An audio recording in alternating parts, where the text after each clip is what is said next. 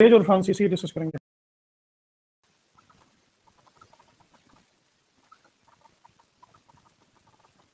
अंग्रेज और फ्रांसीसी डिस्कस करेंगे हम आप, ठीक है।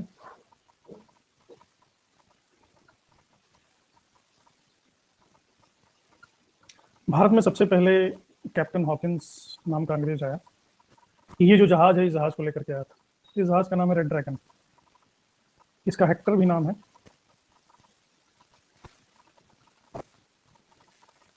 रेड ड्रैगन भी नाम है और ये है कैप्टन हॉकिंस। सूरत बंदरगाह पे ये उतरा।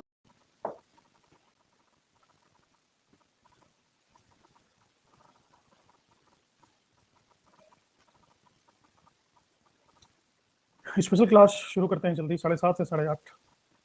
कल नहीं, परसों से शुरू कर देंगे। भारत आने वाला पहला अंग्रेज यात्री है जॉन मिल्डन हॉल। 1597 में आया वो, लेकिन समुद्री मार्ग से नहीं आया, स्थल मार्ग से। पुर्तगाल का स्पेन में विलय हो गया था, मैंने पिछले क्लास में बताया, इस वजह से पुर्तगाली पराजित होते गए। जॉन मिल्डन हॉल ने पुर्तगालियों को हरा दिया और एशिया पर से पुर्तगाली समाप्त हो, पूरे एशिया में से। इसके बाद डच और अंग्रेज इन दोनों ने अपना अधिकार किया भारत। पुर्तगालियों ने जो वैक्यूम क्रिएट किया था उस पर 217 व्यापारियों को मिलाकर के एक कंपनी बनाई गई अंग्रेजों के द्वारा। Governor and company of merchants of London trading into the east Indies, इसका नाम है। ईस्ट इंडिया कंपनी का एक पूरा नाम।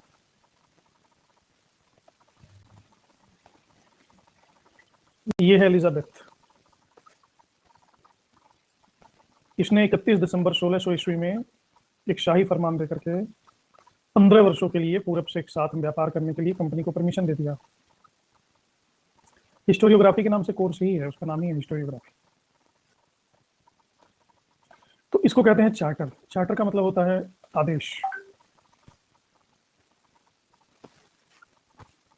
कोर्ट ऑफ डायरेक्टर्स बनाया कि कंपनी को ये डायरेक्टर्स चलाएंगे। 24 सदस्य इसमें हुआ करते थे, एक डायरेक्टर, एक deputy director, 24 member. East India company पहली समुद्री यात्रा करती है 1601 से 3, और फिर ये इंडोनेशिया भी गए क्योंकि मसाले वहां बहुत होते थे। 1608 में सूरत में पहली व्यापारिक कोठी इन्होंने खोली। 1688 ईस्वी में काफी बाद, ये जो औरतों जैसे बाल बढ़ाए पुरुष दिख रहा है, इसका नाम है जॉन चाइल्ड। इसने सूरत में ताप्ती नदी के मुहाने पर अधिकार कर लिया, मुगलों के जहाज को पकड़ लिया, मक्का जाने वाली जहाज को लूटा। औरंगजेब को जब पता चला तो इन लोगों को जूते मार मार के पटना से, कासिमपुर से, मछलीपट्टनम से, विशाखापट्टनम, सूरत, इनके घरों से भगा दिया। ये सब बैकफुट पे आ गए और औरंगजेब के सामने गिर के गिड़गिड़ाने लगे। औरंगजेब ने कहा कि मैंने बाप को, भाई को, किसी को नहीं छोड़ा, तुमको छोड़ दूंगा। लेकिन उन्होंने कहा कि आफ्टर ऑल हम तो आप ही को कर देते हैं, टैक्स देते हैं। तो 17,000 पाउंड दंड के रूप में देकर के इनको क्षमा कर दिया गया। तो ये बीच में अंग्रेजों के द्वारा गलती हुई थी, लेकिन छठी का दूध याद दिला दिया गया। किस कालानुक्रम के अनुसार ये यूरोपीय शक्तियां भारत में आई?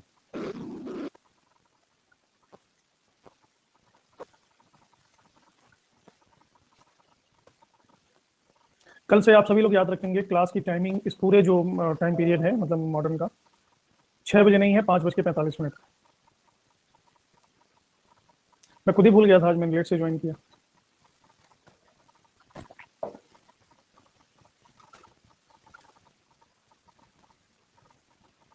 इसका क्या मैंने ट्रिक बताया था पिछली क्लास में?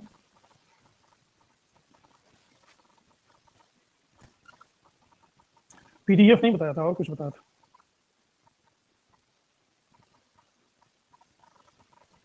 पुत्र अड़ा डैड फंसा।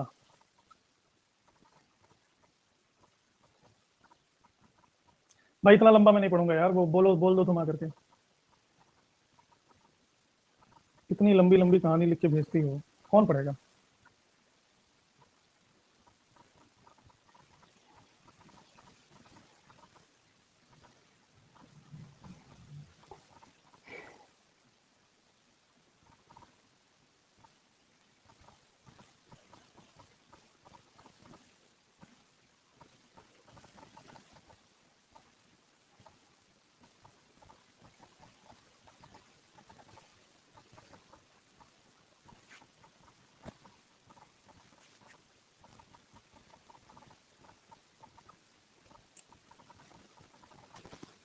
व्यापारिक कोठी को गोदाम कहते थे या कारखाना ही कहते थे। तो इसमें स्थिति है मुगलों की भारत में कि मुगल काबिज।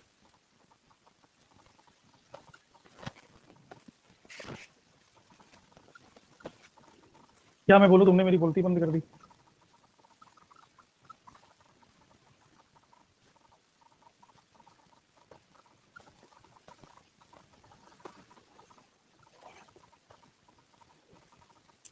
बोलूंगा तो बोलोगी कि बोलता है।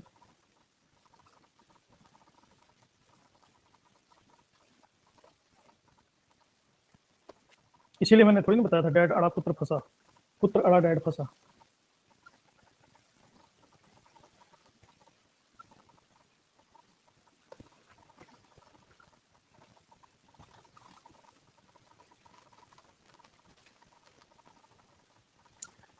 पहली तो बात यह है कि ये चीज दिमाग से निकाल दीजिए कि सफलता मिलनी ही चाहिए।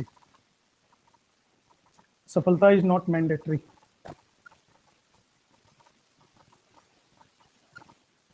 ये मैंडेटरी नहीं। सफलता नहीं भी मिलेगी, इसके भी चांसेस हैं। सफलता मिल भी जाएगी, इसके भी चांसेस हैं। ये दोनों चीजें इक्वल।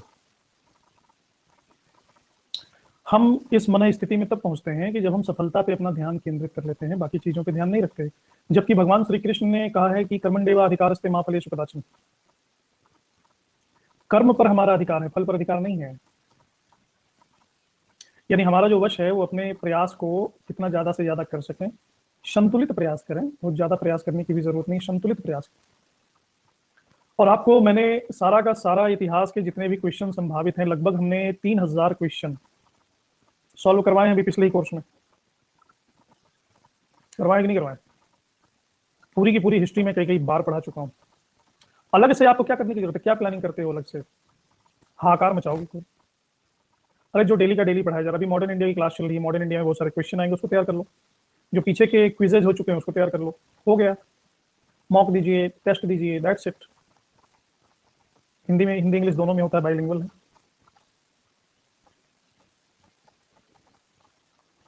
ज्यादा सफलता के चक्कर में मत पड़ो, प्रयास के चक्कर में पड़ो कि हम संतुलित प्रयास कैसे करें। बहुत ज्यादा टेंशनाई हो जाओगे, परेशान हो जाओगे, फेल हो गए तो क्या होगा, मेरे साथी पास हो गए, मैं अकेला फेल हो गया तो क्या होगा। इस तरह के प्रश्न आते हैं, स्वाभाविक हैं। इन प्रश्नों को दिमाग में नहीं रखना। दिमाग में रखना है कि आज हमने कितना तैयार किया, कितना याद किया। डेली का डेली 100 एमसीक्यूज लगाओ। 100 एमसीक्यूज में निश्चित है आपको 15-16 एमसीक्यूज न्यू मिलेंगे, नए मिलेंगे। इन 16 एमसीक्यूज को डेली याद कर लो। अब नई तैयारी, नई स्टार्टिंग करने की आवश्यकता नहीं है। जो एक बार पढ़ा है उसको रिवीजन करेंगे।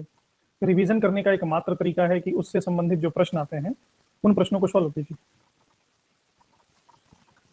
एमसीक्यूज के लिए कोई किताब खरीदने की भी जरूरत नहीं है। एक मेरे दसों हजार एमसीक्यूज पड़े हुए हैं पीछे, पिछले साल के, इस साल के। हर एक क्लास में 30 से 50 एमसीक्यूज में सॉल्व करवाया हुआ।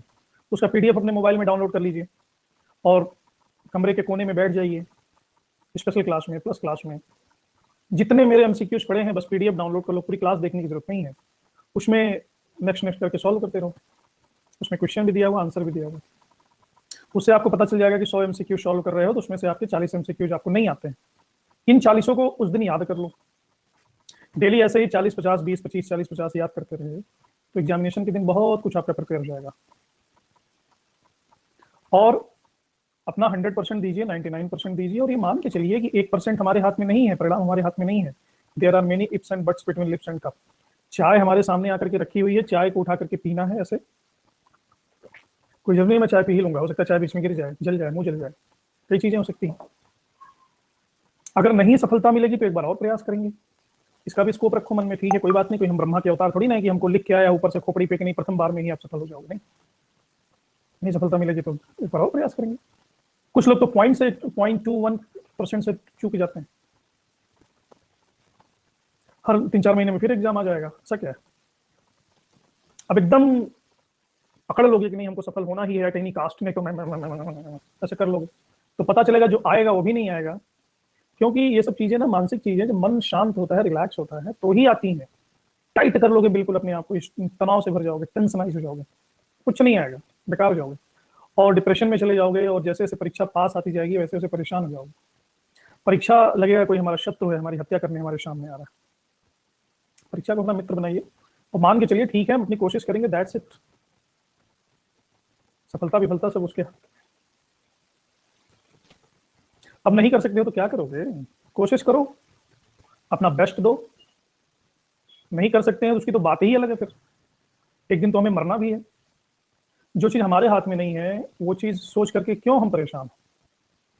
सृष्टि कैसे चल रही है, जीवन कैसे चल रहा है, पैदा कहाँ से हो गए, मर भी जाना है, कुछ कहीं कुछ भी हो सकता है, हार्ट फेल हो सकता है, घर गिर सकता है, सांप काट सकता है, बहुत सारी चीजें हो सकती हैं। There are multiple uncertainties in our life. Don't bother about that.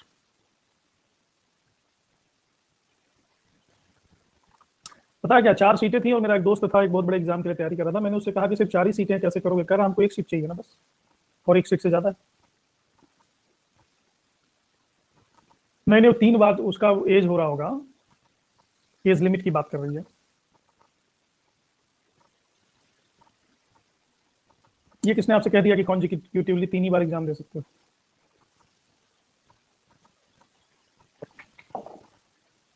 समझ गए जी? भूगोल जी, अनमोल जी।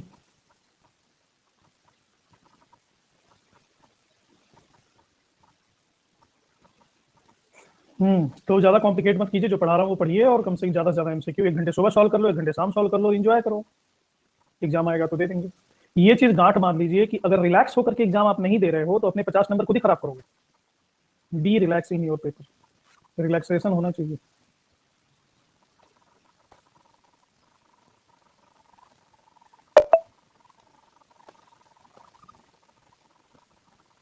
पढ़ाई को इंजॉयमेंट बनाइए। मैंने तो ऐसे ही पढ़ाई की है, मैं इंजॉय करता हूँ, पढ़ाना भी और पढ़ना भी, और मुझे मजा आता है उसमें। मैं जब एमसीक्यू वगैरह सॉल्व करता था ना, मैंने गाइड खरीदा था, तो मैं उनको कहता था राक्षस। हर एक सवाल एक राक्षस। तो आज मैंने 30 सही सवाल लगाया तो 30 राक्षसों का वध किया, और डेली एक एक राक्षस पढ़ाता जाता था। जो राक्षस जीत जाते थे उनको याद करके वध कर देता था। तो मुझे फीलिंग आती थी कि मैं अर्जुन हूँ या राम हूँ और तीरों से मार रहा हूँ। ऐसे मन में एक कहानी बना करके कुछ को मैंने मोबाइल से फोटो खींच लिया था।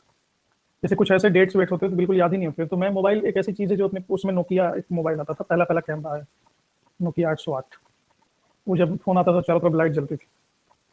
तो जैसे मान लो कहीं घूमने गए हैं, दोस्तों के साथ बैठे हैं, इसमें खाना खा रहे हैं, हजार एक्टिविटीज करते रहते हैं पूरे दिन में, बात करते हैं, तो मेंटल रिवीजन करते रहते थे। तो अगर कोई चीज कहीं फंस गई तो मोबाइल के स्क्रीन पर देख लेते थे, स्क्रीन पे ही रखते थे, तो फिर वहां से वो याद आ जाता।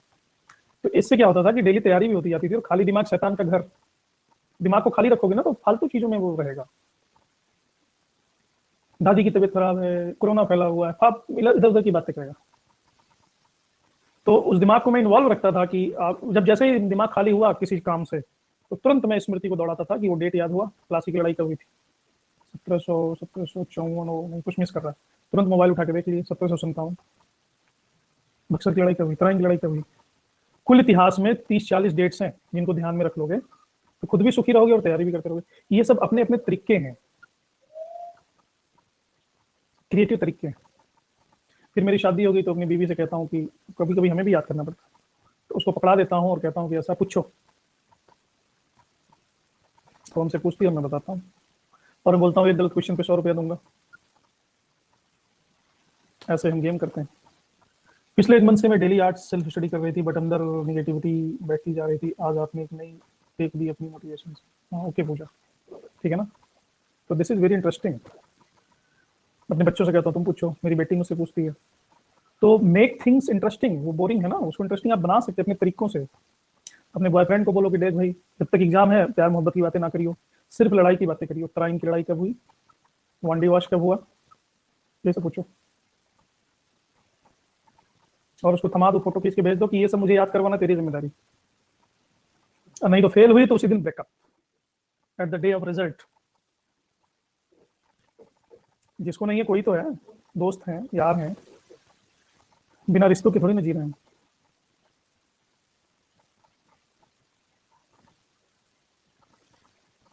तो यहाँ है सूरत।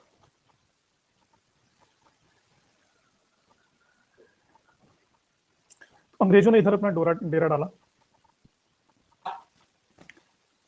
ये बात है 1608।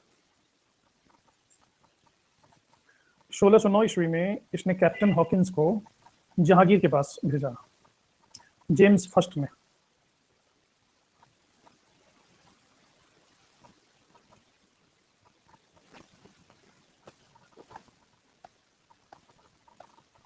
हाँ देखो, वर्षा का बड़ा अच्छा ट्रिक, ठीक है ना। तो 1609 ईस्वी में ये जहांगीर के पास पहुंचता है, और इसके साथ प्लस ये था हॉकिंस के साथ कि ये तुर्की और फारसी ये दोनों भाषाएं जानता था। तो इसको बड़ी इज्जत मिली जहांगीर के दरबार में, 400 का इसको मनसबदार बना दिया गया।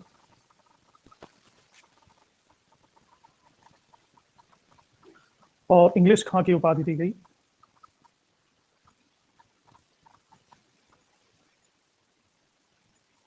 तो किसी तरह से इसने यहाँ व्यापारी कोठी तो थी सूरत में, एक अंग्रेजी कंपनी खोलने की अनुमति इसने प्राप्त कर।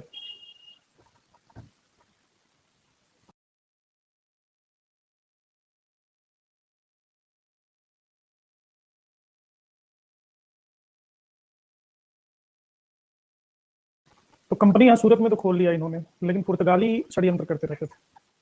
पुर्तगालियों ने कुछ षड्यंत्र किया कि बाद में जहांगीर ने खुद ही यह फरमान वापस ले लिया। निराश होकर के 1611 में कैप्टन हॉकिंस फिर से लौट गया इंग्लैंड।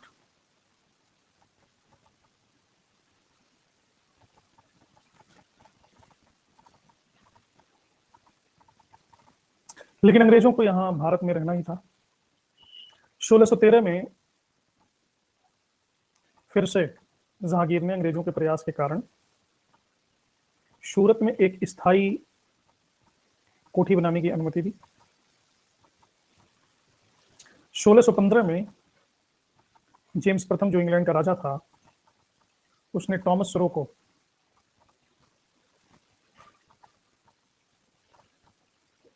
मुगल दरबार में भेजा। थॉमस रो ने जहांगीर को इंप्रेस किया और 3 साल तक, एक साल वो अजमेर में रहा,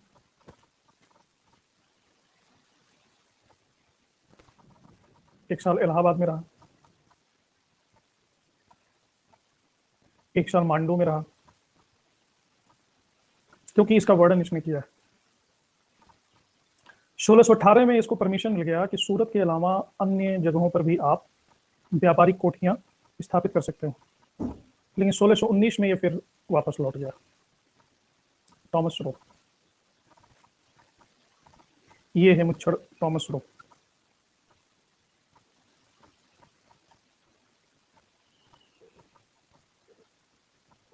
हाँ, अजमेर में मिला था जहांगीर से। तो जब मल्टीपल जगहों पे कोठियां स्थापित करने की परमिशन मिल गए, तो इसने कई जगह कोठियां स्थापित किया, और ये सबके सब सूरत के नियंत्रण में थी। जैसे सूरत में था ही था, सूरत के पास एक जगह है भड़ौच, बंदरगाह है। फिर इस जगह गुजरात में ही अहमदाबाद, फिर इस साइड में है मछलीपट्टनम, आगरा, अजमेर। इन सब जगह पे इनिशियल कोठियां स्थापित अंग्रेजों की। 1604 में इन्होंने मद्रास नाम के नगर की स्थापना की। मद्रास उस समय नहीं था, और मद्रास की पहली बार किलेबंदी की आत्मरक्षा के लिए। और इस किले का नाम क्या रखा? क्योंकि जॉर्ज ने इसको भेजा था, तो इसको नाम रखा उसी के नाम पे, फोर्ट सेंट जॉर्ज।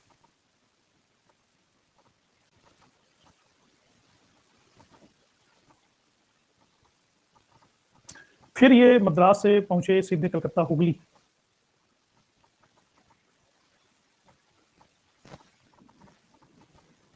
हुगली में 1651 ईस्वी में इन्होंने एक कोठी खोली। फिर कलकत्ता में भी अपना विस्तार किया, कासिम बाजार, पटना, राजमहल, इन जगहों पर अंग्रेजों ने फैक्ट्रियां स्थापित की। उस समय तक 1651 तक मुगलों का बादशाह औरंगजेब गद्दी पर आ गया। औरंगजेब को इन्होंने कन्विंस किया, और 1667 में औरंगजेब ने इनको एक फरमान दे दिया बंगाल में व्यापार करने के लिए, कि बंगाल में खुल के व्यापार करो। इसके पहले ही 1661 ईस्वी में ब्रिटेन का राजा था चार्ल्स सेकंड।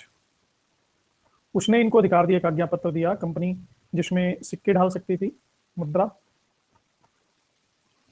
किला बना सकती थी, न्याय कर सकती थी और संधि कर सकती थी, युद्ध भी कर सकती थी।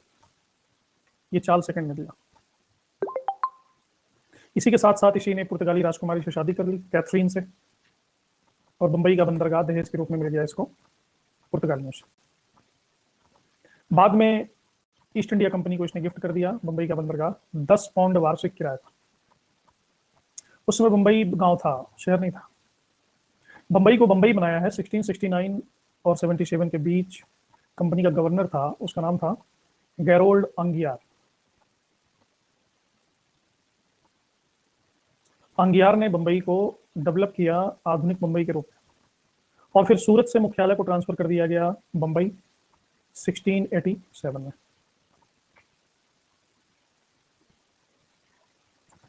अच्छा, आज ही के दिन दिया था, ये तो मुझे नहीं पता था। Very good. तो आज का मनहूस दिन है जब बंबई को दहेज के रूप में दिया गया।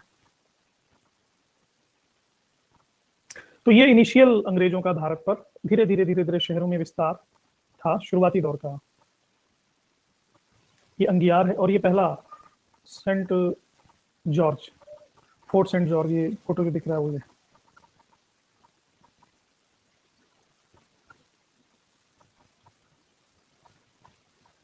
तुमको शादी में इनवाइट नहीं किया होगा, तुम कैथरीन की रक्षा करने के लिए सोचा होगा कि कैथरीन सुरक्षित रहे। ये कैथरीन है।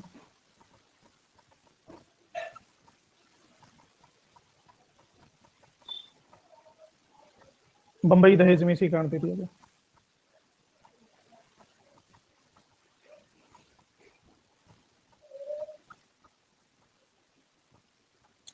सत्रहवीं शताब्दी के दौरान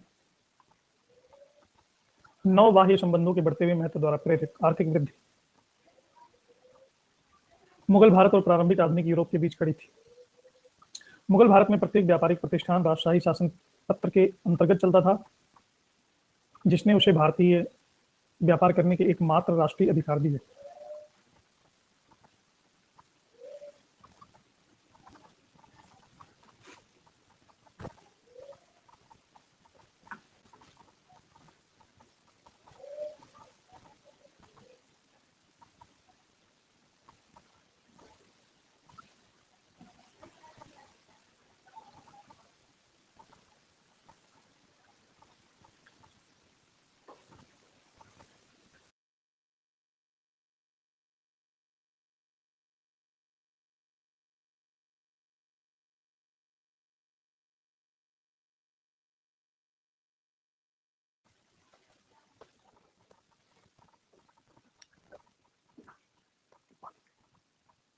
मुगल भारत में प्रत्येक व्यापारिक प्रतिष्ठान राजशाही शासन पत्र के अंतर्गत चलता था।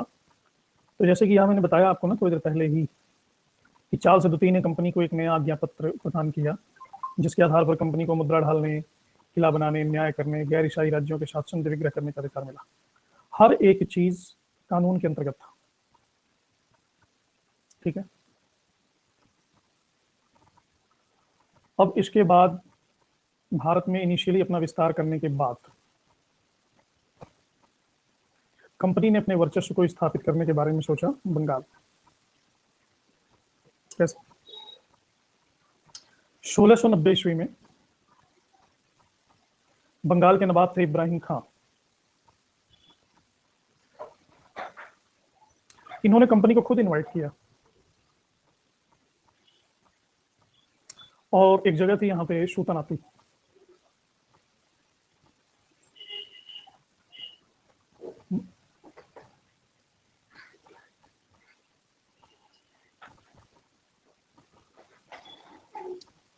सूतानाती में 1690 में जॉब चारमाक एक अंग्रेज कोठी बना था। इनवाइट किया क्योंकि अंग्रेज इनको चुंगी दे रहे थे ना, टोल टैक्स। सूतानाती के बगल में एक जगह है वर्धमान, बंगाल में। वर्धमान जिले के जमींदार थे शोभा।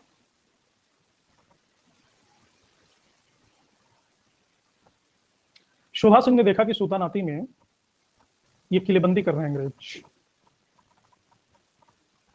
तो शोभा सिंह ने इसका विद्रोह किया। हाँ, ये घटना है 1696।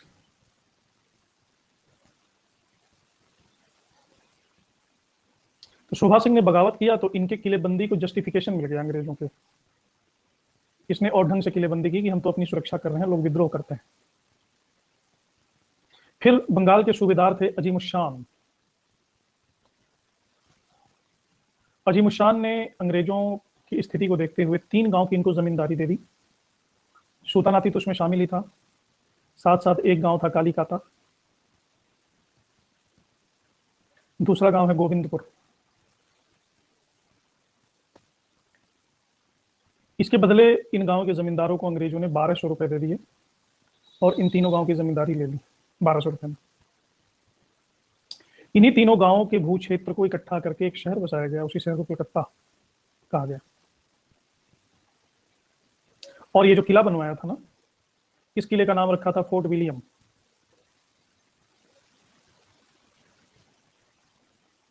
और इसके पहले प्रेसिडेंट हुए हैं चार्ल्स आयर।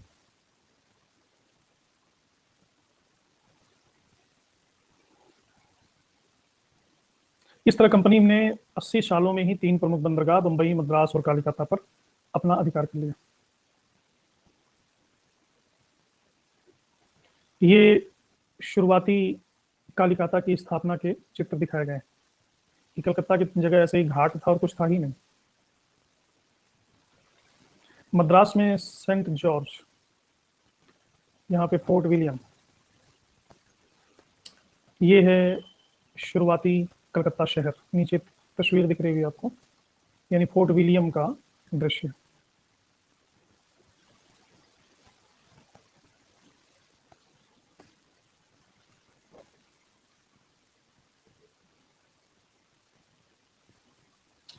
औरंगजेब की मौत हो जाती है 1707 में। तो 1715 में कंपनी ने मुगल दरबार में एक डेलीगेट भेजा, शिष्टमंडल भेजा, जॉन सरमन की अध्यक्षता में, कि इसके आसपास, ये पीछे थोड़े थोड़े गांव दिख रहे हैं, इसके आसपास जितने 38 गांव हैं इनको मुगलों के द्वारा प्राप्त करना।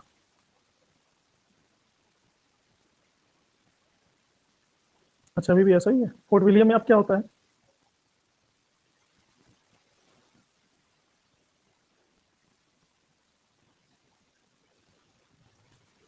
सरमन को कहा गया कि मुगलों के पास जाओ और 38 गांव हैं, इन गांवों की जमींदारी को प्राप्त करके आओ। तो उस समय दिया जाता था। अभी क्या होता है? तो सरमन के साथ जो डेलीगेट गया औरंगजेब के दरबार में, उसमें एक डॉक्टर था। उस डॉक्टर का नाम था हैमिल्टन। और उसमें गद्दी पे था फर्रुख शेर। फर्रुख शेर को कोई भयंकर बीमारी थी, हैमिल्टन ने उसका इलाज कर दिया। अब फर्रुख शेर ने खुश होकर के 1717 ईस्वी में कंपनी को व्यापार कंपनी के व्यापार को टोल फ्री कर दिया और ये गांव दे दिए। अच्छा, ये तो पहला काम किया, दे दिए। और साथ ही ये कहा कि कंपनी जो भी सिक्के ढालेगी उसको मुगल साम्राज्य मान्यता देगा। ये जो फर्रुख शेर की घोषणा है, इसी को कहा गया है मैग्ना कार्टा। अब कंपनी की स्थिति बहुत ही मजबूत हो गई भारत में। औरंगजेब की मृत्यु के बाद फर्रुख शेर था दरबार में, गद्दी पर था। तो इनके साथ एक डेलीगेट भेजा गया जिसमें हैमिल्टन भी शामिल था। इसको कहा गया कि कलकत्ता के आसपास के जो 38 गांव हैं उसकी जमींदारी जाकर के खरीद लो या मांग लो, जैसे भी जो भी टर्म्स एंड कंडीशन हो। तो हैमिल्टन जब दरबार में पहुंचा तो फर्रुख शेर को कोई भयंकर बीमारी, सर पाइल्स की प्रॉब्लम थी, पाइल्स समझते ही होंगे। तो हैमिल्टन ने उसका इलाज कर दिया 1717 में। सम्राट ने प्रसन्न होकर के कंपनी के व्यापार को चुंगी और करों से मुक्त कर दिया और कलकत्ता और मद्रास के पास कुछ गांव उसको गिफ्ट कर दिए। साथ ही कंपनी द्वारा बंबई के टकसाल से जारी किए गए सिक्के को मुगल साम्राज्य में मान्यता मिल गई। ओर्म ने इस फरमान को कंपनी का महा अधिकार पत्र कहा है, यानी मैग्ना कार्टा कहा है। यहीं से भारत का दुर्भाग्य शुरू होता है। ये है वो हैमिल्टन, भगंदर का डॉक्टर।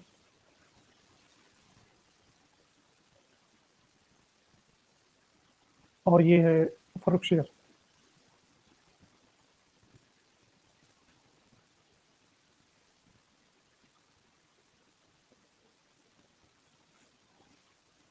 भारत के एक भूभाग पर हम देखते हैं इस तरह से कंपनी का अधिकार हो गया। इसी मैग्ना कार्टा ने कंपनी को भारत पर अपना राज्य स्थापित करने का मार्ग दिखाया।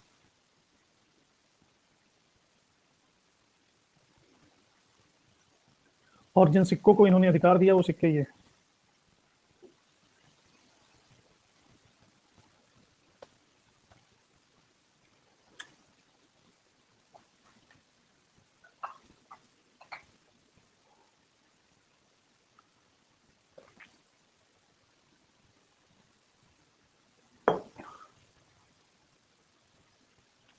शेर क्यों बना है?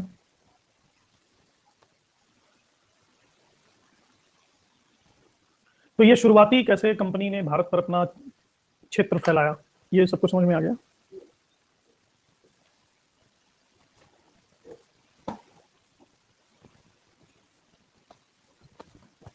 अब आपसे कुछ प्रश्न करते हैं।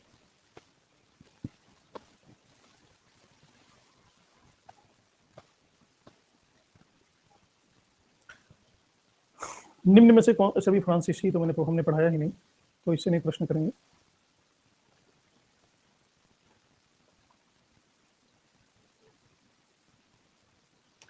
बीजापुर के शासक से गोवा छीनने वाला प्रथम यूरोपियन कौन था? Albuquerque, Austin, Gemelli, Careri, Vasco da gamma.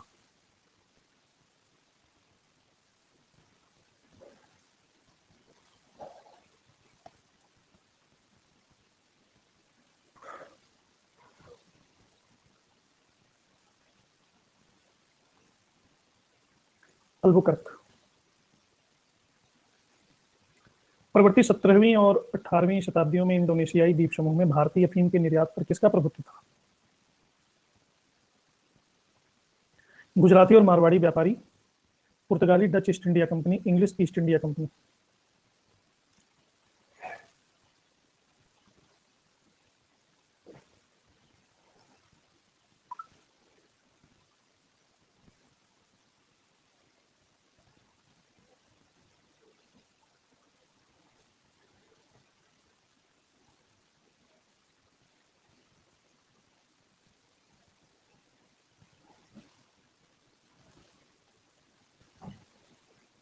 कौन सा बंदरगाह काली मिर्च की निर्यात के लिए प्रसिद्ध था? भड़ौच, मछलीपट्टनम, कालीकट और सूरत।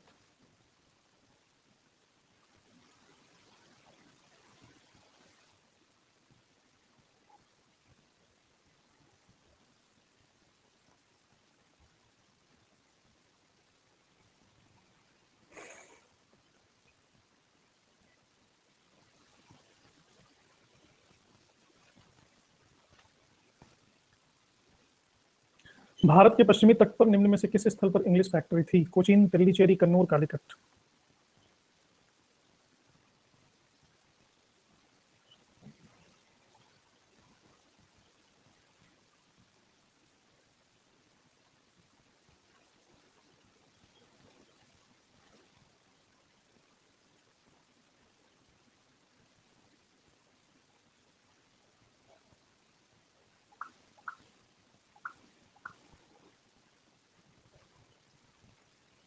तेलीचेरी, तमिलनाडु। किस यूरोपीय व्यापारी कंपनी के पर्यवेक्षण में कासिम बाजार नगर में 17वीं शताब्दी में सर्वाधिक मात्रा में रेशमी धागे का उत्पादन किया? Dane, English, Dutch, French.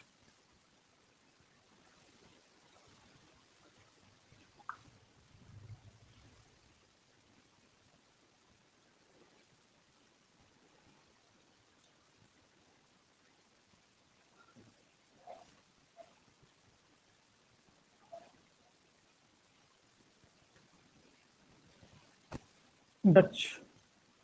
रिजविक संधि के बाद पांडिचेरी किसको मिली? फ्रांसीसी, डच, डेन और पुर्तगाली।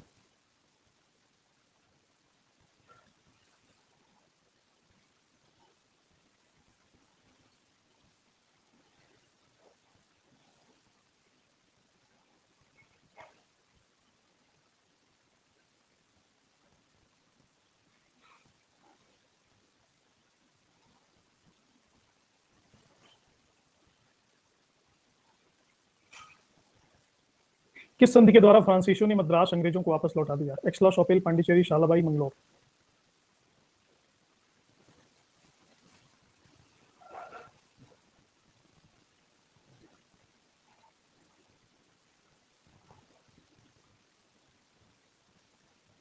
तो अभी तक हमने डिस्कस किया अंग्रेजों को, अब हम डिस्कस करेंगे फ्रांसीसियों को।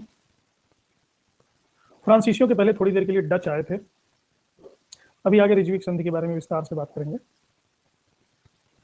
सॉरी, डेनिश आए थे, डेनिश। तो डेनिश व्यापारी या डेनिश कंपनी भारत में आए 1616 में, और तमिलनाडु के ट्रांकेवोर में, यहाँ पे 1620 में इन्होंने पहली फैक्ट्री स्थापित की। फिर दूसरी फैक्ट्री स्थापित करने में इनको लग गए बहुत साल, 1676 में श्रीरामपुर बंगाल में, ये 1676 दूसरी फैक्ट्री। तो कुल 25 सालों तक भारत में इन्होंने व्यापार किया, लेकिन अंग्रेजों ने इनको बाहर का रास्ता दिखा दिया, और 1745 में अंग्रेजों को ही बेच करके अपनी कंपनी ये भारत से चला गया। डेनमार्क, डेनमार्क पता ना कहाँ है? ये वर्ल्ड मैप में आपको दिख रहा होगा डेनमार्क। ये विश्व के सबसे सुखी देशों में से एक माना जाता है।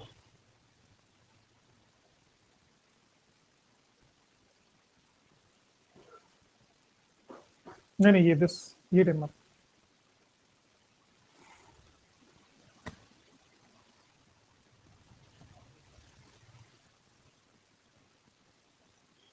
बीजापुर के सुल्तान से पुर्तगालियों ने गोवा को किस साल छीना?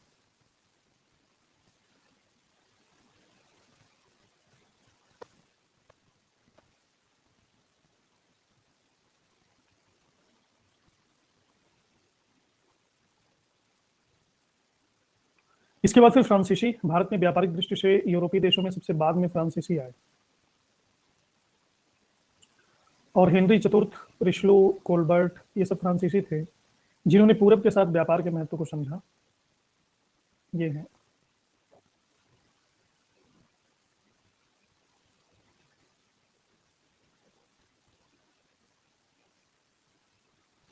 ये फ्रांस देश दिख रहा होगा ना, राइट। 1664 में फ्रेंच ईस्ट इंडिया कंपनी की स्थापना हुई, और इसका नाम रखा गया companies the Indus oriental.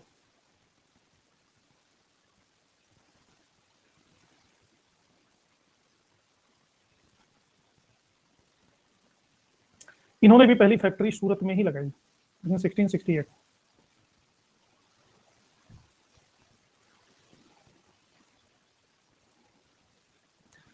Iran का एक निवासी था मरकारा, ये फ्रांसीसियों का दुभाषिया था, हेल्पर था ये। मरकारा ने गोलकुंडा के सुल्तान से एक अधिकार पत्र प्राप्त किया, और यहाँ पे मछलीपट्टनम में दूसरा कारखाना लगाया। तो फ्रांसीसियों का दूसरा कारखाना मछलीपट्टनम में लगा 1669 में, अगले ही साल। और मछलीपट्टनम और सूरत का पहला गवर्नर बना फ्रांसिस मार्टिन।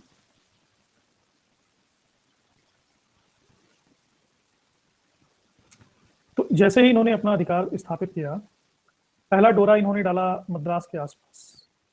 मद्रास के पास एक जगह है, उसका नाम है सेंट थोम। सेंट थोम को इन्होंने मद्रास के निकट प्राप्त कर लिया। कोठी यानी रहने का घर, कारखाना यानी फैक्ट्री।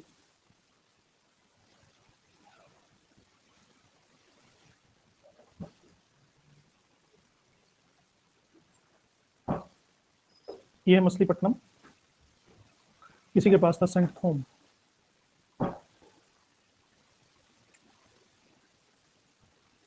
लेकिन अगले ही साल गोलकुंडा के सुल्तान और डच, ये दोनों मिलकर के सेंट थोम को वापस छीन लेते।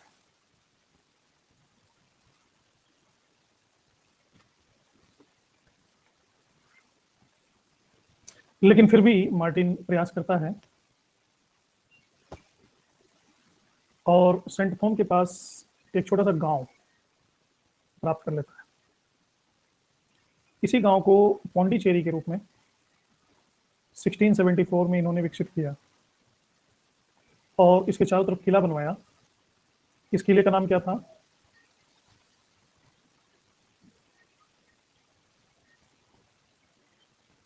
Fort Louis. 1701 तक आते आते ये पूर्व में फ्रांसीसी बस्तियों का केंद्र बन गया। इसलिए भारत में फ्रांसीसी बस्तियों का वास्तविक संस्थापक कौन माना जाता है?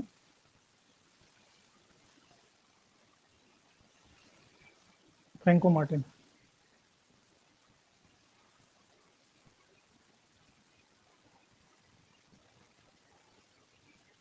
लेकिन जब तक बंगाल में इनका शासन न हो तब तक इनकी विजय अधूरी थी,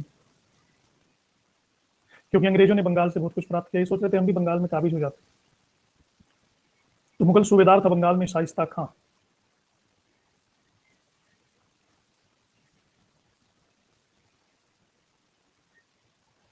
सोलह सौ नब्बे से 92 तक इन्होंने शाइस्ता खां से जमीन ली और चंद्रनगर की बस्ती स्थापित की। डच और अंग्रेज एक हो गए, फ्रांसीसी अलग हो गए, ये संघर्ष करने लगे और फाइनली पौंडीचेरी को डचों ने 1693 में कब्जे में ले लिया। 5 सालों तक अपना अधिकार इस पर बनाए रखा। नहीं, औरंगजेब का मामा ही नहीं। बाद में डचों और फ्रांसीसियों में संधि हुई, इसी को कहते हैं रिजविक की संधि। 1697 में इसी रिजविक की संधि के द्वारा पौंडीचेरी को डचों ने फ्रांसीसियों को लौटा दिया और फिर से इसका गवर्नर बनाया गया मॉर्टिन को। मॉर्टिन ने पौंडीचेरी को इतना डेवलप किया कि कलकत्ता से भी ज्यादा डेवलप्ड शहर ये बन गया 1706 तक। लेकिन 1706 से लेकर के 1720 तक फ्रांसीसी निष्क्रिय बने रहे।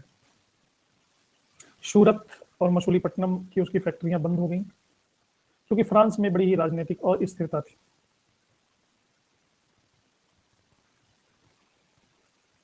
पौंडीचेरी में एक के बाद एक 5 गवर्नर हुए, लेकिन कोई भी मॉर्टिन जैसा योग्य नहीं था।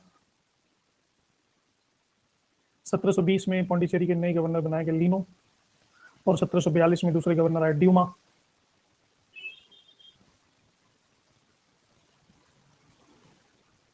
लीने और ड्यूमा के नेतृत्व में फिर से पौंडीचेरी ने डेवलपमेंट किया। 1721 तक आते आते फ्रांसीसियों ने मॉरिशस को जीत लिया। ये है मॉरिशस, अफ्रीका मेडागास्कर के बगल में बहुत छोटा सा आइलैंड है।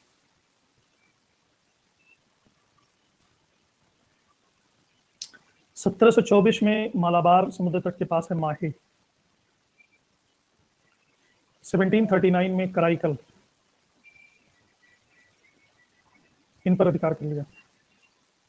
1742 तक आते आते फ्रांसीसियों ने सोचा कि हमको अपना साम्राज्य विस्तार करना है। अब जैसे ही साम्राज्य विस्तार की तरफ ये उन्मुख हुए, वैसे ही अंग्रेजों से इनका संघर्ष शुरू हो गया।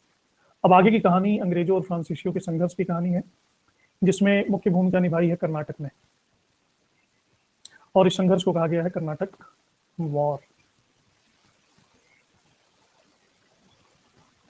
कुछ महत्वपूर्ण तथ्य हैं, जैसे फ्रांस के सम्राट थे लुई 14।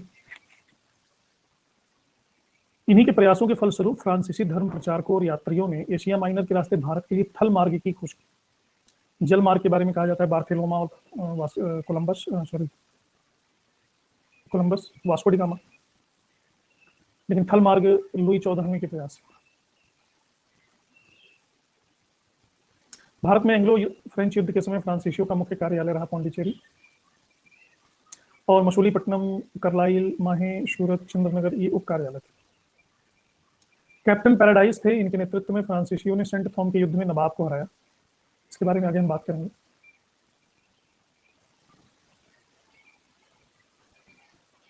कर्नाटक, कोरोमंडल समुद्र तट और इसके पीछे का भूभाग, इसकी उत्तरी सीमा कुंड कंपा नदी और दक्षिणी सीमा तंजौर का क्षेत्र। कर्नाटक की राजधानी थी अर्काट। तो मद्रास, पौंडीचेरी, बेल्लोर, कृष्णापल्ली, ये सब कर्नाटक के ही अंग हैं। वांडीवास का युद्ध निर्णायक है 1761 में, जिसमें अंग्रेजों ने फ्रांसीसियों को मार के भगा दिया, और ये काउंट लाली की असफलता थी। लाली को बुला करके वापस 1763 में फ्रांसीसियों को फांसी दे दी गई। ये लाली है, फ्रांसीसियों ने इसको खुद ही फांसी दे दिया बुलाकर।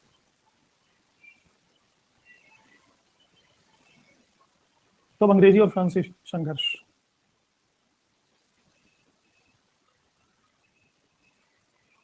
नहीं, वो कर्नाटक जो है उस समय ब्रिटेन में हुआ करता था, और ब्रिटेन में जो आज आयरलैंड के नाम से जाना जाता है ना, वो था।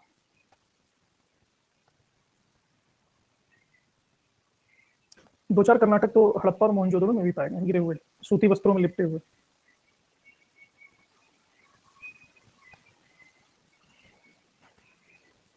ये कर्नाटक तो युगल समाधान के पैरों के पास पड़ा हुआ मिला। अंग्रेजों ने बंगाल में अपनी पहली फैक्ट्री किसकी अनुमति से स्थापित की? शाह सुजा, औरंगजेब, शाहजहां, दारा।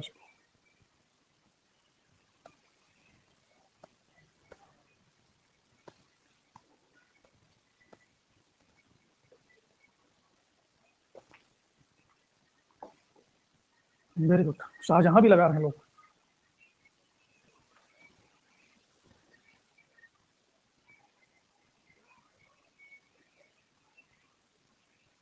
कमाल कर दिया।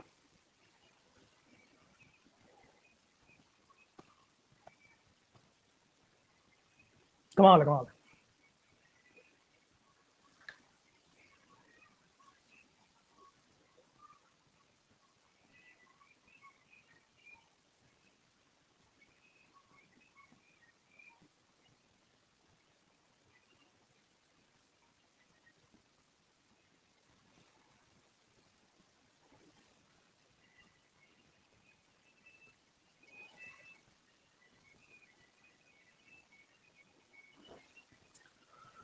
यहाँ था हैदराबाद, और हैदराबाद का सूबा ऐसे फैला हुआ था।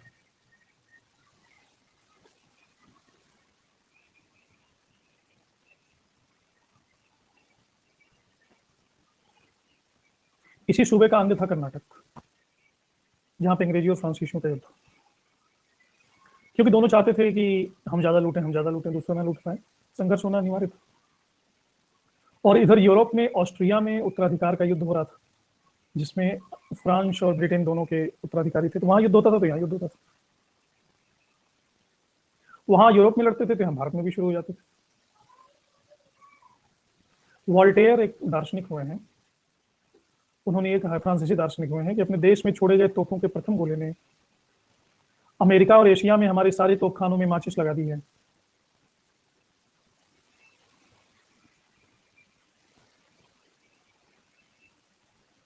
खैर, ऑस्ट्रिया के युद्ध का समाचार भारत पहुंचा है 1744 में।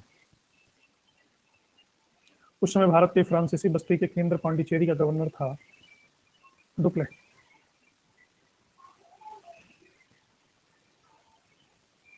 दूसरी ओर मद्रास इसके बगल में ही है। मद्रास के अंग्रेजी बस्ती का गवर्नर था निकोलस मॉर्स।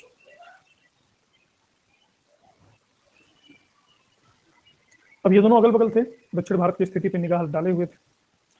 डुप्ले जानता था कि फ्रांसीसियों के पास नेवी कमजोर है, अंग्रेजों के पास नेवी स्ट्रांग। तो उसने मोर से कहा कि अजी सुनते हो,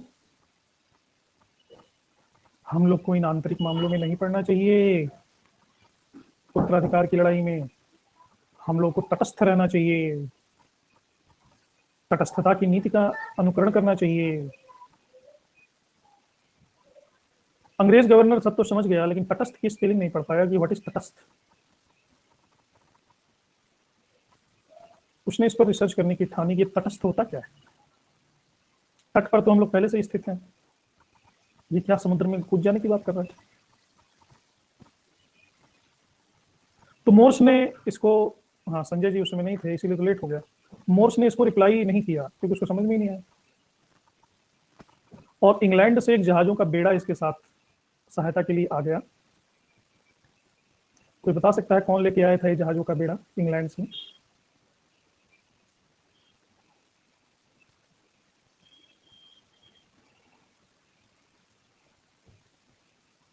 बार्नेट।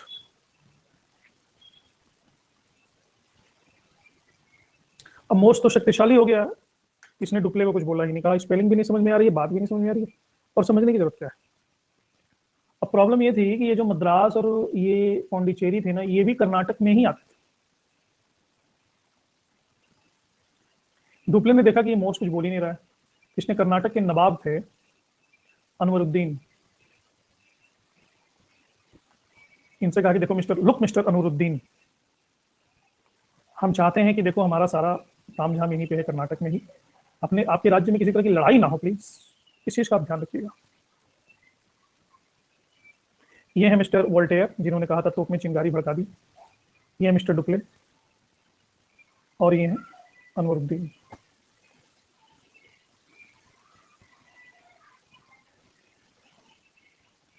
इन्होंने अपने मूछों को अपनी दाढ़ी के बढ़ते हुए बाढ़ को रोकने के लिए बॉर्डर बना लिया।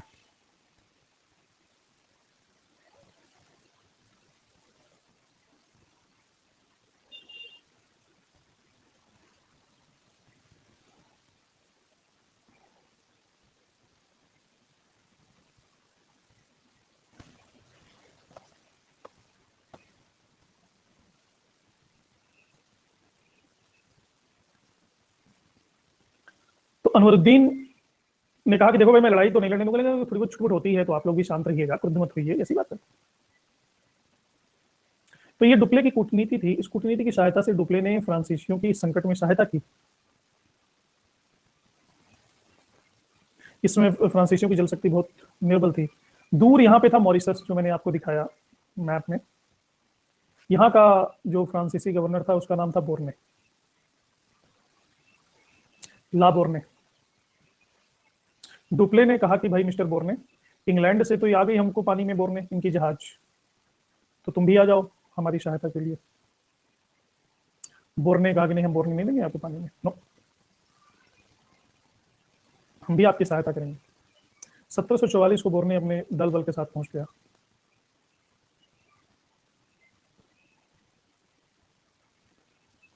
इस सवाल का जवाब आपको मिल जाएगा आगे।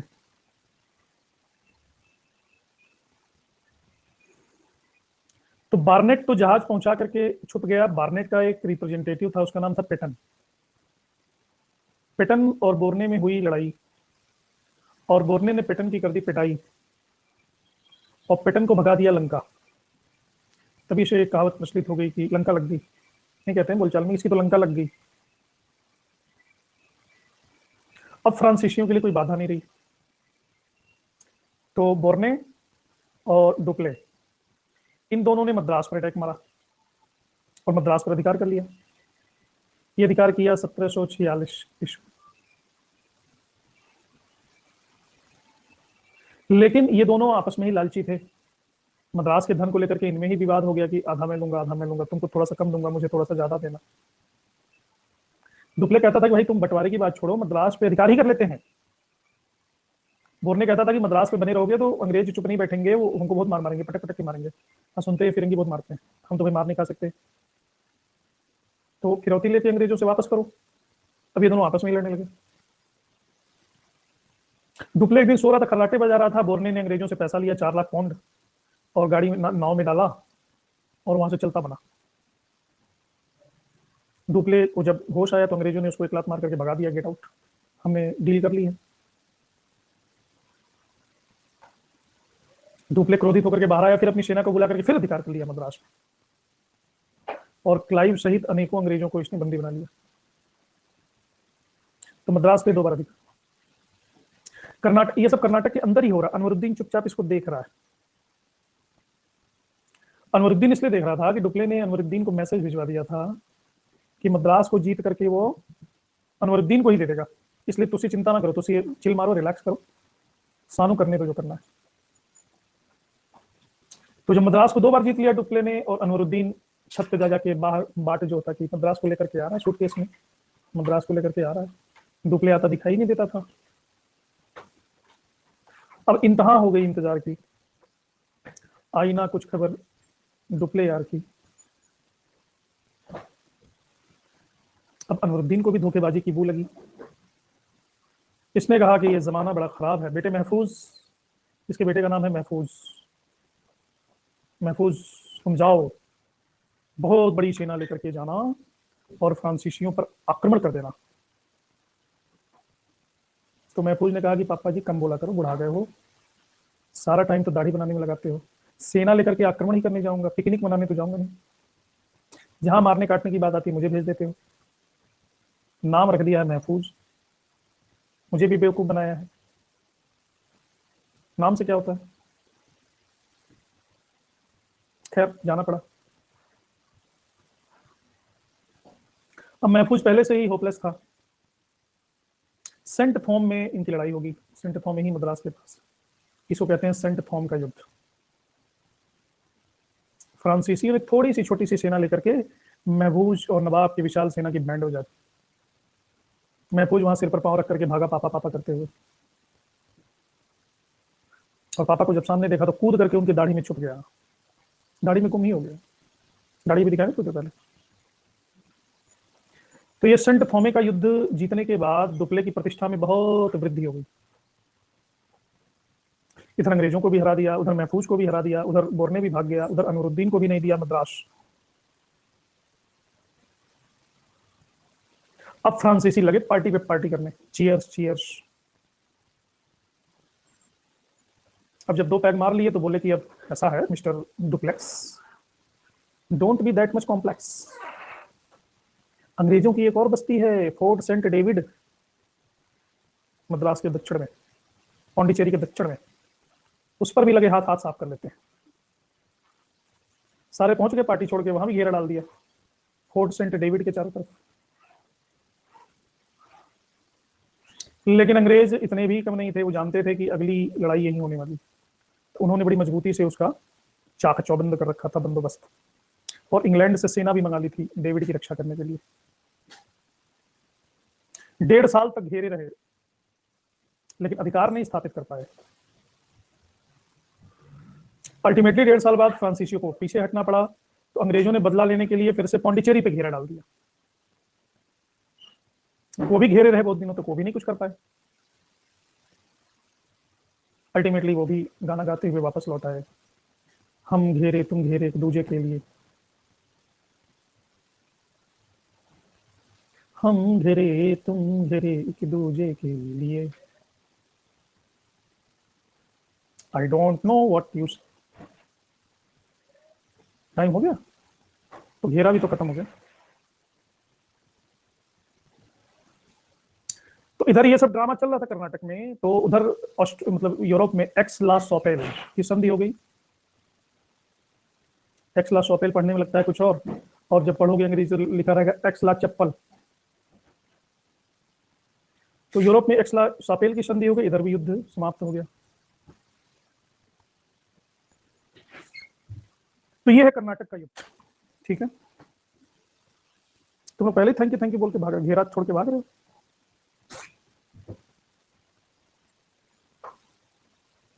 कोई बात नहीं, तो इस सत्र को ही विराम देते हैं, अगली बार इस सत्र को आगे बढ़ाएंगे। मिलते हैं रात 9 बजे पेपर 1 की क्लास में। और हाँ, जरा रेटिंग कर देना, इसका कोर्स का रेटिंग नहीं होता है, 0 रेटिंग पे चल रहा है। Bye bye.